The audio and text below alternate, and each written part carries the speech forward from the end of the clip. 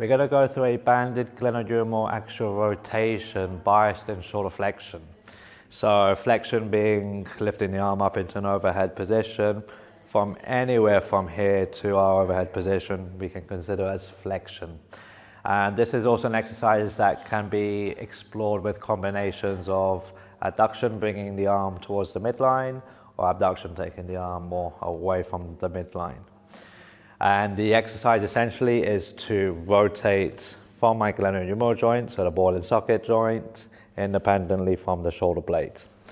So as an example, how I can get into this is I could actually take the band from here, step forwards a little bit, okay? I have the band secured from above. Now because of where the band's going to be pulling, I like to load the band by bringing the arm out in front slightly. And then I'm slowly lifting the arm up into flexion.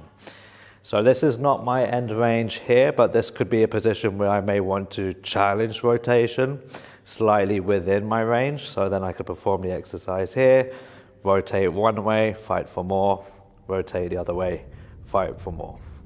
Doing this, trying not to compensate. So trying to keep the shoulder blade still as I rotate. I'm trying not to let the elbow bend, which is quite common. I could take this out to the side a little bit and challenge the movement in this position. I could go a little bit more further towards my end range, so where I'm starting to feel like the shoulder blade is coming along for the ride.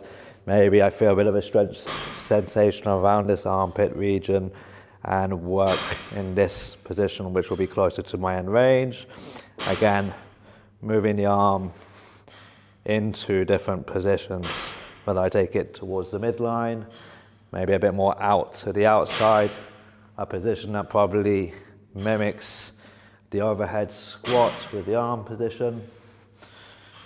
I could also opt to get into a half kneeling position. Again, see how this feels, how it challenges areas around the shoulder joint versus the standing position. So just to recap, shoulder flexion axial rotations can be anywhere, having the arm up here, further up, closer to what may be your end range. Can be in combination with the arm being brought towards the midline and also out to the side. Other option is also how you grip the band. So a couple of options is to take a ball of sorts, secure it on the band, and then take hold. So then I can be doing the same thing here, for example.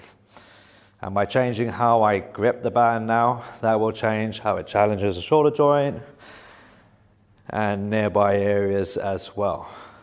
And then another option would be, again, slightly different grip, a fat grip.